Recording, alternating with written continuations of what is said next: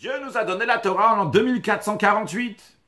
Pourtant, il est écrit Torah me'iti tetse, une Torah va sortir de moi Dieu.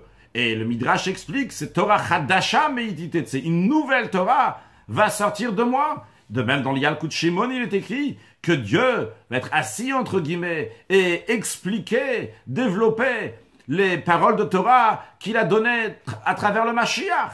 Qu'est-ce que cela veut dire? Il y a une nouvelle Torah qui va venir. Le don de la Torah, c'était une seule fois. Il n'y aura pas encore une fois le don de la Torah.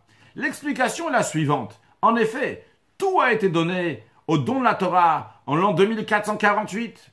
Mais le développement de ça se développe au fur et à mesure. Comme le Talmud dit, Kol mashe talmid vatik atil lechadesh, nitan lemoshe mesinai.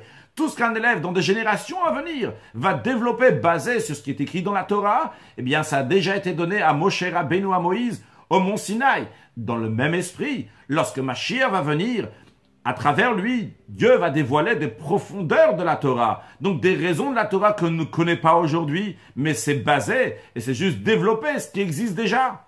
Le commentaire de Rashi sur le verset Ishakeini minishikot piu dans le Cantique des Cantiques qui dit que Dieu va m'embrasser des baisers de sa bouche, il explique que le peuple juif a l'assurance de Dieu.